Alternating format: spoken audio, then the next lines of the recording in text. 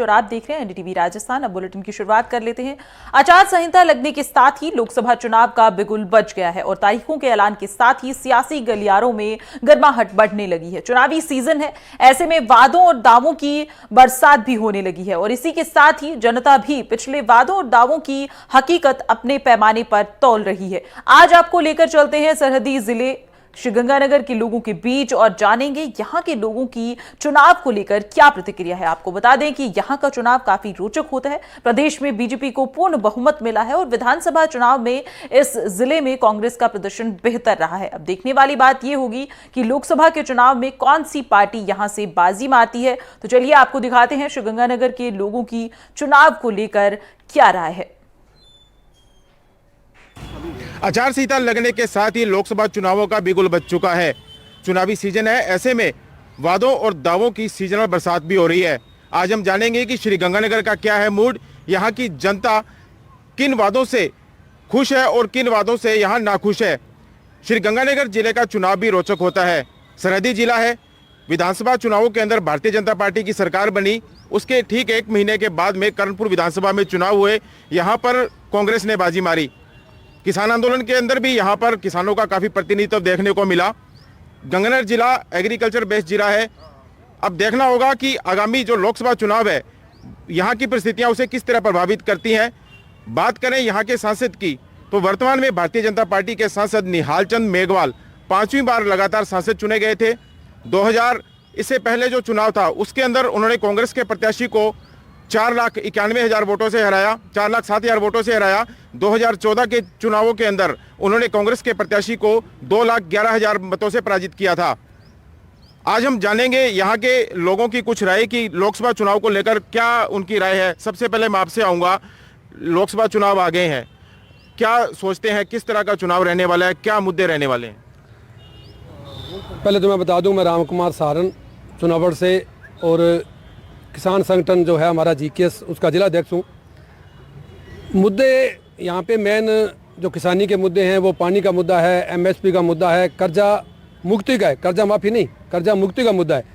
और सबसे बड़ा मुद्दा जो हमारा फिरोजपुर फीडर का है, जो पिछले मेरे ख्याल से 14-15 साल से एक डीपीआर जो है उसकी वो फुटबॉल बन गई है। इन सरकारों ने उसको फुटबॉल बना रखा है और उसको मुद्दा बना के उस पर वोट ले रहे हैं पर उसको सिरे नहीं चढ़ा रहे।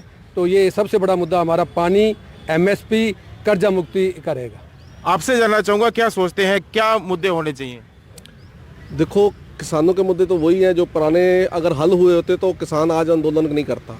एमएसपी का मुद्दा मुख्य रूप से है, कर्जा मुक्ति है। अब बीजेपी की सरकार जो पिछले एमएलए विधानसभा का चुनाव आया उसमें इनके मैनिफेस्टो में था कि गेहूं का समर्थन मूल्य के साथ बोनस प्लस 2700 के ऊपर दिया जाएगा और चुनाव जाते ही वो 2700 से 2400 हो गया। तो ये सब किसानों के साथ एक तरह का छलावा है जो नहीं होना चाहिए। जो भी सरकारें कमिटमेंट करती हैं उस पर पूरा आना चाहिए। तो क्या किसान आंदोलन का इस चुनावों पर असर देखने को मिलेगा? बिल्कुल मिलेगा ही, क्यों नहीं मिलेगा, बिल्कुल आएगा। आज किसान खनौरी बॉर्डर पर, सिंगू बॉर्डर पर और यहाँ डबवाड़ी पे बैठे हैं, पर किसान घर छोड़ के, किसको अच्छा लगता है कि घर छोड़ के सड़कों में सोना? हम भी वहीं से आए हैं और बिल्कुल जो भी सरकार किसानों की बात नहीं मानेगी उसको उसके नतीजे भुगतने पड़ेंगे। यहाँ के सांसद हैं निहाल चंद, कितना आप उनके कार्यकाल से संतुष्ट हैं? नहीं, हम तो बिल्कुल भी संतुष्ट नहीं हैं उनसे, क्योंकि हमें ज़्यादा तो खेती के लिए ही जो होते हैं, जैसे पानी का हमारी फिरोजपुर फीडर की मेन मांग थी हमारी, वो हल नहीं हो रही। वो लगातार 5वीं बार बने हैं लेकिन वो वहीं की वहीं खड़ी हुई है। हम पानी के लिए बहुत परेशान हैं, उसका कोई हल नहीं हुआ। मेन मुद्दा जो एमएसपी का है वो ही हमारा, कोई सरकार आती है वो कह देती है हम ये इसको लागू करेंगे, लेकिन बनने के बाद वो सब भूल जाती है। और लेकिन अब की बार तो बोनस देने की घोषणा की है। घोषणा ही की है, वो कागजों में ही है या सिर्फ जुबानी है? कहाँ दिया तो कुछ भी नहीं है ना। तो जो राम मंदिर है, नागरिक सुरक्षा जो ये संशोधन था और अन्य जो मुद्दे हैं, चाहे वो धारा 370 का हो, तो पेट्रोल डीजल के अंदर रेटों के अंदर कमी की बात हो, क्या ये आपको नहीं लगता कि ये कहीं ना कहीं चुनाव को प्रभावित करेंगे? नहीं, थोड़ा बहुत करेंगे, लेकिन जब आप डीजल की कह रहे हो या तेल का कह रहे हो, वो हमारे पड़ोस में पंजाब है, वहाँ से अभी भी 4 रुपये का फ़र्क है डीजल का, 10 रुपये का पेट्रोल का फ़र्क है। तो वो भी तो स्टेट के जो हैं उससे इसका कोई प्रभाव मेरे ख्याल से ज़्यादा नहीं पड़ेगा। ठीक है, हमारे साथ कुछ और लोग भी मौजूद हैं। आपसे जानना चाहूँगा, क्या सोचते हैं? किसानों का कहना है कि फुटबॉल बना दिया गया है डीपीआर को, चाहे फिरोजपुर फीडर हो, चाहे अन्य किसानों से संबंधित काम हो। मैं किसान का बेटा हूँ, पेशे से वकील हूँ, परंतु मैं किसान का बेटा हूँ। मेरे दादाजी, मेरे परदादाजी, मैं भी किसान हूँ, मैं खुद भी खेती करता हूँ। वर्तमान में भारत सरकार ने किसानों को एक सौगात दी है। हरी के बैराज से लेकर आगे अंतिम छोर पर जो है उसके लिए हाइड्रो किया है, उसके लिए लगभग 1700 करोड़ की राशि भारत सरकार ने स्वीकृत की है, जिससे किसान को उसका पूरा पानी मिलेगा। किसान के लिए राजस्थान सरकार ने घोषणा की थी कि हम आए तो हम बोनस देंगे। गेहूं पे 125 रुपये बोनस की घोषणा राजस्थान की सरकार ने की है। आपको मैं एक निवेदन कर दूं, 2014 से यहाँ के सांसद निहाल चंद जी हैं, किसान साथी हैं, मैं भी किसान हूँ, मेरा उनसे वो प्रतिरात्मक विरोध हो सकता है परंतु वो नहीं है। इनसे आप पूछिए कि दो साल पहले तक पूरे ऑल इंडिया में, पूरे भारतवर्ष में गेहूं की खरीद होती थी, वो ऑनलाइन होती थी, परंतु यहाँ के सांसद के प्रयास से गेहूं की खरीद ऑफलाइन होती थी। पीछे जो कांग्रेस की गवर्नमेंट थी, साथी खड़े हैं ये भी बताएंगे, कांग्रेस की गवर्नमेंट ने सरसों की खरीद पर 25 क्विंटल सरसों खरीद इन्होंने शुरू की थी, परंतु भारत सरकार से एक विशेष आदेश के तहत गंगानगर लोकसभा में, गंगानगर और हनुमानगढ़ में प्रत्येक किसान से 40 क्विंटल सरसों खरीदने का अगर किसी ने काम करवाया है तो मोदी जी के नेतृत्व में यहाँ के सांसद ने करवाया है। मैं आपको बता दूं, गंगानगर लोकसभा क्षेत्र में यहाँ के सांसद को रियल रेलमैन कहा जाता है। लगभग 26 रेलवे स्टेशन, आप ये साथी खड़े हैं, किसी भी रेलवे स्टेशन पे जाइए, 2014 के पश्चात प्रत्येक रेलवे स्टेशन का नवीनीकरण हुआ है। वर्तमान में मोदी जी ने एक अमृत योजना की शुरुआत की है, उसके तहत रायसेनगर, गंगानगर और सूरतगढ़ में ऐतिहासिक रेलवे स्टेशन बनेंगे, शौचालय सीढ़ियां बनेगी। ऐसा काम रेलवे में हुआ है। पूरा गंगानगर और हनुमानगढ़ जिले में, पूरी लोकसभा क्षेत्र में हमारे विद्युतीकरण का काम लगभग पूरा हो चुका है। यहाँ जो पहले कोयले की जब ट्रेनें चलती है, डीजल की, यहाँ कुछ ही दिनों में बिजली की ट्रेनें भी चलेगी। इसमें भी माननीय मोदी जी और माननीय सांसद महोदय की देन है। यहाँ 22 करोड़ की लागत से रेलवे स्टेशन पे आप जाइए, एक लॉन्ड्री बनी है जो राजस्थान की दूसरी लॉन्ड्री है। अब ये कहेंगे लॉन्ड्री का कपड़ा कहीं धुल सकता है, परंतु लगभग 1200 लोगों को, इस गंगानगर लोकसभा क्षेत्र के 1200 बेरोजगारों को रोजगार मिला है। राजस्थान का चौथा सिंथेटिक ट्रैक मोदी जी के नेतृत्व में यहाँ के सांसद के प्रयास से सिंथेटिक ट्रैक, राजस्थान का चौथा सिंथेटिक ट्रैक है। उस ट्रैक के आने के पश्चात पता नहीं कितने इंटरनेशनल और नेशनल मेडल इस सिंथेटिक ट्रैक की देन से आए हैं। हनुमानगढ़ में भी इंडोर स्टेडियम जो 4 करोड़ से का स्वीकृत हुआ, जिसका शिलान्यास हो चुका है, जिसका काम शुरू हो चुका है। और पूरे गंगानगर और हनुमानगढ़ लोकसभा में, अब मेरे साथी खड़े हैं, मैं भी किसान का बेटा हूं। CAD योजना चलती थी पहले, कांग्रेस गवर्नमेंट आई, उसको डंप किया इन्होंने, परंतु भारत सरकार की तरफ से पैसा आता था। मैं आपको आंकड़े नहीं, मैं आपको प्रूफ दे सकता हूं कि 2014 से 19 में जब राजस्थान में भारतीय जनता पार्टी की गवर्नमेंट थी और प्रदेश में भारतीय जनता पार्टी की राज थी, तो 370 करोड़ रुपए किसानों के खालों के लिए आए हैं। एक गांव बताऊंगा मैं आपको, एक पंचायत बताऊंगा जो सादुलसर विधानसभा की है, उसमें 18 किलोमीटर खाला बना है, 18 किलोमीटर। लालगढ़। बिल्कुल आपसे भी जानना चाहूंगा किन मुद्दों को लेकर वोट करने जाएंगे, क्या सोचते हैं? निहालचंद जी ने पिछले काफ़ी टाइम से 4-5 बार जीते हैं। जो विकास निहालचंद ने करवाया है वो वास्तव में आज तक ना किसी ने करवाया, ना कोई करवा सकता है। बहुत अच्छे MP है और मेरे ख्याल इस बार अगर टिकट मिली दोबारा उन्हें तो लगभग 6 लाख वोटों से जीतेंगे। आपसे जानना चाहूँगा, आप क्या सोचते हैं? किसान तो कह रहे हैं कि DPR को लेकर फुटबॉल बना दिया गया है, जबकि कुछ लोगों का कहना है कि ये तो निहालचंद जी ने बहुत अच्छे काम करवाए हैं। आप क्या कहेंगे? जो देश के मुद्दे हैं वो रोजगार के मुद्दे होते हैं, महंगाई के मुद्दे होते हैं, जिनको ये सरकार एड्रेस नहीं करना चाहती। मेरा सिंपल सा एक सवाल है कि पिछले 10 साल में अगर एक भी फैक्ट्री ऐसी लगाई हो जिसमें 1000 लोगों को रोजगार मिला हो तो उसका एक नाम बता दे, कौन सी पब्लिक सेक्टर इन्होंने बनाई है। ये पब्लिक सेक्टर को बेच करके अपना धंधा चला रहे हैं, उसमें प्राइवेटाइजेशन को बढ़ा रहे हैं, इसमें कोई रोजगार किसी को नहीं मिल रहा। गंगानगर लोकसभा की कांग्रेस की टिकट को लेकर क्या कहेंगे? चर्चाएं आ रही हैं कि जो इंडिया अलायंस है उसके तहत माकपा को भी दी जा सकती है टिकट। ये देखिए, ये केंद्र का मामला है। हमारे जो सेंटर में लोग बैठे हैं, हमारे अध्यक्ष हैं, अब उनके क्या अलायंस हो रहा है वो वापस उनका काम है। बाकी मैं चाहता हूँ कि यहाँ जो गंगानगर लोकसभा क्षेत्र है, यहाँ कांग्रेस पार्टी को ही टिकट दी जाए। बाकी अपनी पार्टी का विचार है, उनका अलायंस में कहाँ जाती है वो आपके हिसाब से क्या मुद्दे होने चाहिए? मुद्दे सारे देखिए, मेरी बात सुन, मेन मुद्दा हमारा जो क्षेत्र है ना, ये कृषि प्रधान क्षेत्र है। यहाँ जो किसान है, अभी मेरे साथ सभी ने कहा कि जो किसान है वो एमएसपी के ऊपर भी काफ़ी दिनों से कह रहा है केंद्र को। पिछली बार किसानों ने धरना लगाया था तो केंद्र सरकार ने आश्वासन दिया था, केंद्र सरकार ने, कि हम एमएसपी आप ये लागू करेंगे फसल के ऊपर। वही उस बात को भी आज 3 साल हो गए, 4 साल, दोबारा फिर वही बातों बातों में इन्होंने टाइम निकाल दिया। अब फिर वही मुद्दा उठाया दोबारा, तो अब किसानों ने फिर दोबारा धरना लगाया। अगर केंद्र सरकार काम करती तो ये मुद्दा दोबारा उठता ही क्यों? आप बताइए, आप क्या सोचते हैं किस तरह के चुनाव रहने वाला है ये चुनाव है जो, मेरा नाम राजेश नागर सिंह उमर जिला अध्यक्ष हूँ। ये चुनाव कांग्रेस के पक्ष में जाएगा। आप अपने गंगानगर हनुमानगढ़ जिले में देख लो, हमारे कांग्रेस के विधायक ज़्यादा से ज़्यादा जीते हैं यहाँ पर। और कहने भाई साहब जैसे कह रहे थे सीताराम जी हमारे, कि अभी कांग्रेस बीजेपी ने रेलवे स्टेशन बनाए, ये सब इन्होंने ठेकों पे दे दिए है। इनका ठेकों के प्रति काम कर दिया है। मोदी जी ने 2 करोड़ नौकरी कहा था, हर साल के अंदर 15 लाख खाते ही कहा था, लेकिन इन्होंने कोई भी वादा पूरे नहीं किया। आने वाला कांग्रेस का टाइम है, लोगों के मन बना लिया है। किसानों कम से कम 700 लोग मर गए थे किसान, वो इनको गंगानगर लोकसभा की बात करें तो यहाँ का के बारे में क्या सोचते हैं? गंगानगर में कांग्रेस ही चुनाव जीतेगी यहाँ, जो भी कैंडिडेट बनाएगी। तो जो इन्होंने कहा है कि सांसद निहालचंद ने खूब काम कराए हैं, उनके बारे में? निहालचंद ने कोई काम नहीं कराया, ये सब ठेका प्रति काम है। बता दो तेरा निहालचंद ने क्या काम कराया? निहालचंद ने, इन्होंने बताया भाई साहब ने, निहालचंद ने ये कराया। निहालचंद ने बता दो ये कि मान लें जैसे कि अपने गंगानगर लगा लो थे आप जी, नहर वाले लगा लो, अपने नहर के लिए लोग पानी इतना गंदा आ रहा है, लोग कैंसर से मर रहे हैं, इन्होंने कोई ध्यान नहीं दिया। और इन्होंने बीजेपी सरकार ने सिर्फ लॉलीपॉप के लिए कोई काम नहीं किया। सिर्फ आपसे जानना चाहूंगा कि जहरीले पानी की समस्या पंजाब से है, बहुत लंबे समय से चली आ रही है। केंद्रीय जल शक्ति मंत्री है, वो भी यहीं राजस्थान की हैं, क्या कहेंगे? इस बार भारत सरकार ने जो बूढ़ा नाला की तरफ, जो भारत सरकार ने करीबन 1700 करोड़ की लागत से यह प्रोजेक्ट बनाया और लगभग तैयार है। हाँ जी। तो जहरीले पानी की जो समस्या है, मुझे लगता है कि इस साल इस समस्या खत्म हो जाएगी। आप बताइए, आप क्या सोचते हैं, क्या मुद्दे रहने वाले हैं? मुद्दे कुछ भी रहे, सांसद निहालचंद जी अगर उनको टिकट मिलती है दोबारा सांसद बनेंगे।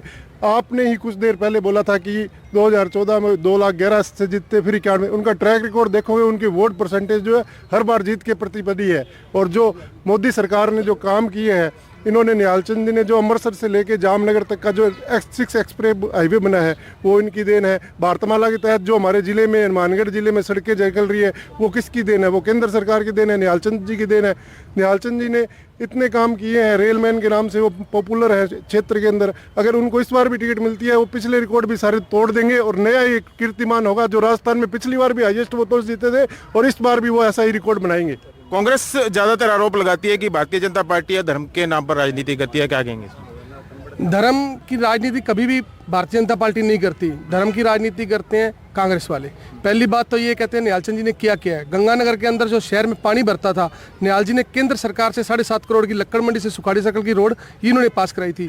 दूसरी बात ये कहते हैं यहाँ पे फैक्ट्री नहीं लगी, ये कुछ काम नहीं मिला मजदूरों को। JCD मिल थी, कॉटन मिल थी, कांग्रेस गवर्नमेंट ने बंद करा दी, उसको बंद करा दिया। आज तक ये सरकार राजस्थान में भी कांग्रेस की रही है, केंद्र में इनके पास रही है। 2009 से लेकर एक 652 करोड़ का बजट पास हुआ था नेशनल हाईवे 15 का, इनके सांसद थे, इन्होंने 652 करोड़ का वो बजट अपने पठानकोट के अंदर, वहाँ पर कोई सांसद मंत्री था, केंद्रीय मंत्री, यहाँ से उठाकर वहाँ ले गया और इसका 62 नेशनल हाईवे कर दिया। इन्होंने रीति और नीति में फर्क है। जिन्होंने जो पैसा यहाँ लगना चाहिए था, जो राजस्थान के अंदर पैसा लगना चाहिए था, वो पठानकोट के अंदर लगा। क्यों? क्योंकि केंद्र इनकी सरकार थी। आज वो पैसा जहाँ का मंजूर होता है वहीं लगता है। इन्होंने तो नेशनल हाईवे का नाम ही बदल दिए, ये बताएंगे हमें। बिल्कुल। आप बताइए, देश में किसको देखना चाहते हैं प्रधानमंत्री? हम देश में निसंदेह मोदी जी को प्रधानमंत्री देखना चाहेंगे। मोदी जी के जो कार्यकाल में जो हमारे मतलब विदेशों में हमारे जो पहचान बनी है भारत की, वह उसमें हमें फ़ख्र महसूस होता है। निसंदेह ऐसा प्रधानमंत्री हम पूरे विश्व में जो एक गुरु बन के आएगा, हम उसका स्वागत करेंगे। आप बताइए, किन मुद्दों को ध्यान में रख के वोट करना चाहेंगे आप? देखिए, मैं प्रिंसिपल भजन सिंह गारू, और हमने यहाँ जनता की समस्याओं को लेकर के बहुत सारे आंदोलन चलाए, चाहे वो मेडिकल कॉलेज की निर्माण की बात हो, क्योंकि वो फाइलें बिल्कुल डंप हो गई थी। 106 दिन तक हमने अम्बेडकर चौक पे धरना दिया, लास्ट में हंगर स्ट्राइक की, और फिर जा कर के वो फाइलें आगे बढ़ी और यहाँ पे मेडिकल कॉलेज स्थापित हुआ। उसमें हमारे साथी जो है देवकर नायक, जिसको हमने BSP की टिकट दिलाई है, और उसका प्रचार प्रसार कर रहे हैं। और ये कहीं भी जरूरी नहीं है कि एक ही जाति के लोग जो है वो आगे बढ़े और दूसरी जाति के लोग पीछे रहे। हरदम हर वक्त जो है मेघवाल जी को, चाहे वो निहाल जी हो, चाहे वो भरतराम मेघवाल हो, चाहे शंकर पन्नू हो या कैलाश मेघवाल हो, इन्हीं लोगों को क्यों टिकट दी जाती है, बाकी वर्ग कहाँ जाएगा। तो इसलिए ये चुनाव जो है बिल्कुल दोहरीकरण के साथ होगा और इस चुनाव में आर पार की लड़ाई भी लड़ेंगे और हम बीएसपी वाले जीतेंगे। कांग्रेस और बीजेपी के अलावा कोई कैंडिडेट जीतेगा? हाँ, देवकर नायक जीतेगा इस बार। बिल्कुल। आपसे जानना चाहूंगा आप क्या सोचते हैं, क्योंकि बीजेपी कह रही है कि निहालचंद जी ने तो काम बहुत करवाए हैं, केंद्र सरकार ने नहरों को लेके काफी काम करवाए हैं। ਨਹਿਰ ਦਾ ਤਾਂ ਤੁਹਾਨੂੰ ਦਿਸੀ ਜਾਂਦਾ ਜੀ, ਫਿਰੋਜ਼ਪੁਰ ਫੀਡਰ ਦਾ ਜਾਂ ਤਾਂ ਉਹਦਾ ਨਿਰਮਾਣ ਚਾਲੂ ਕਰ ਦਿੰਦੇ ਹੁਣ ਐਸੇ ਬੰਦੀ ਦੇ ਵਿੱਚ, ਫਿਰ ਤਾਂ ਅਸੀਂ ਮੰਨਦੇ ਵੀ ਜਿਹੜੇ ਪਿਛਲਾ ਇਹਨਾਂ ਨੇ ਵਾਅਦਾ ਕੀਤਾ ਵਿਧਾਨ ਸਭਾ ਦੇ ਵਿੱਚ ਤਾਂ ਹਾਜ਼ਰ ਸੀਗਾ, ਫਿਰ ਤਾਂ ਜਨਤਾ ਚਾਹੁੰਦੀ, ਹਰੇਕ ਕਿਸਾਨ ਚਾਹੁੰਦਾ ਵੀ ਠੀਕ ਹੈ ਜੀ ਆਪਣਾ ਨਿਰਮਾਣ ਚਾਲੂ ਕਰਤਾ, ਪਰ ਉਹ ਤਾਂ ਗੋਲਮੋਲ ਕਰਕੇ ਛੱਡਤਾ ਜੀ। मुद्दा था तो विधानसभा चुनावों के अंदर किसान आंदोलन का असर नहीं दिखा, उसमें तो भाजपा को प्रचंड बहुमत मिला। तो वादा किया ना इन्होंने कि एमएसपी का भी गारंटी कानून लागू करेंगे, वो भी था कि था। किसान रो रहे हैं, 50 से लग गई, किसी ने पूछा ही नहीं क्यों आए क्यों गए, किसी को आगे नहीं आने दिया। जहाँ जहाँ बीजेपी सरकार है तो वहाँ इतना ज़्यादा है कि एजुटेशन के लिए भी लोगों को घर से निकलने नहीं दिया जा रहा। आप बताइए, आप क्या सोचते हैं किन मुद्दों पे लड़ा जाएगा चुनाव? देखो जी, मेन मुद्दा तो है मेडिकल का, मेडिकल बन चुका है। इसके अलावा निहालचंद जी यहाँ होने चाहिए, कारण बहुत बनते हैं जी। उन्होंने रेल में मेन व्यक्ति है, उनको बहुत कोई दिक्कत नहीं है। आप बताइए, आप क्या सोचते हैं? निश्चित रूप से जी मोदी जी आने चाहिए। मोदी जी ने राष्ट्र का विकास किया है। आज हिंदुस्तान पूरे वर्ल्ड के अंदर एक स्ट्रॉन्ग पावर के रूप में नज़र आता है, तो मोदी जी आने चाहिए निश्चित ही। और यहाँ से गंगानगर से जी निहालचंद मेघवाल जी ने निश्चित रूप से इतने काम करवाए हैं जी। स्टेडियम के अंदर 7.5 लाख का ट्रैक दिया है बच्चों के लिए, जो आसपास के क्षेत्र में कहीं पे भी नहीं है। रेलमैन के नाम से जाने जाते हैं। पूरी लोकसभा क्षेत्र से गंगानगर मानगढ़ छोड़ के जो छोटे छोटे कस्बे, वहाँ से भी लंबी लंबी दूरी की ट्रेनें दी हैं। निहाल जी को अगर टिकट मिलती है तो निश्चित रूप से पिछला रिकॉर्ड भी तोड़ेंगे और यहाँ से निश्चित रूप से जीत के जाएंगे। आप बताइए, आप क्या कहना चाहेंगे?